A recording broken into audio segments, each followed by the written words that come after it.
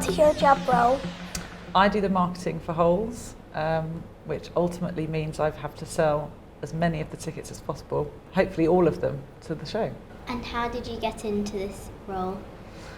That's a good question. I started off in a junior position in a theatre production office and did everything from making the tea to photocopying, and gradually I started helping on little bits of the production, and to begin with that was helping out on press nights. So when it's the opening night, helping organise the guest list and the party, and I'd also help with the leaflet. So for every theatre that the shows go to, they'll need a different information on the back. So it'll be the theatre's address, what their ticket prices are, how people get there.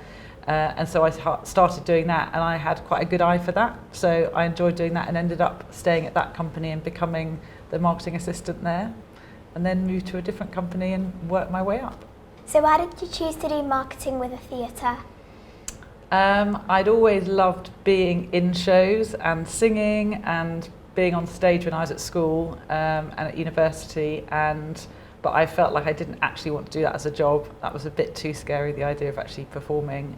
So I wanted to carry on being in the theatre environment but not actually being on stage. When you read Holes, were there any standout moments? Well, I suppose when you're marketing a show, you've got to think about also something that's eye-catching and might tell a bit of the story. So I like the idea of the orange jumpsuits, the lizard or the gecko, and in fact we've got some lovely photography from the original production with two guys peering down into a hole, so that's what we've ended up using for our poster for this production. How do you market the show and aim it at the right audience?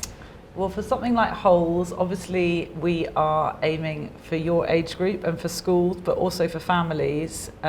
So we will have a look at people that have been to shows that are have the previous kind of audience and go to them. But there's always some surprises of people that you don't expect as well that aren't the obvious audience. So for example, a few years ago we did a production of Goodnight Mr. Tom, and we thought that was going to be for children, and really it was a lot for families and also OAPs. So we had a whole wealth of people in the audience that we weren't expecting, and it appealed to a much wider audience than we thought it would. So it's hard sometimes. You can market it to one audience and then different people that you expect will actually come along.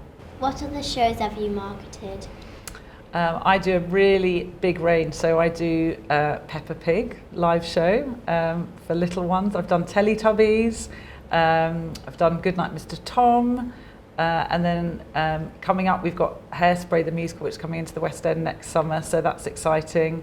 And then we do some quite serious plays. I've got a play called The Night of the Iguana on at the moment, and also we're doing a production of Touching the Void, which is another book and film that's been made into a theatre show. So a real range of plays, musicals and children's. What top tips would you give us to market our new school show?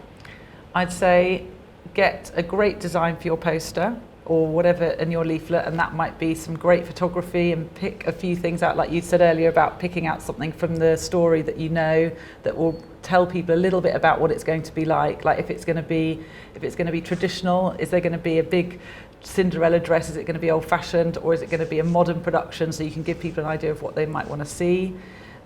You might want to get a quote from one of your local newspapers, or maybe one of the teachers, the drama teacher, saying how great it's going to be. You want to get all your friends and family along, so word of mouth is really important in theatre, so make sure people come along and then they can tell their friends and bring other people along to another performance. And also getting good content, because it's not just about posters and leaflets, for things online, so you might want to get some stuff on social media and create some little videos and little snippets of rehearsals that people can see behind the scenes of what it's going to be like. When Holes tours around the country, will there be different reactions from different audiences? Usually it can change from venue to venue, but what's most different is probably the matinee performances to the evenings, because obviously in a lot of the matinee shows there'll be big school groups and people in their groups will be much more excited, people on a school trip, so it might be a bit noisier in the auditorium, and also you'll probably all know the story before you come, whereas the adults often will come to see something and not have read it, or come with their families, and so they're probably a bit more well behaved and quiet in the theatre. But for something like this, it's nice to have a vocal audience. My creative challenge to you is to design your own poster or leaflet for Holes. Have a think about the story, what you think might tell the person a little bit about what it's going to be, what the image should be. Is it a drawing, is it a photograph? Have you got any quotes that you've read about the book that you can put on there to give an idea of what it should be? And what's going to sell the most tickets to the show?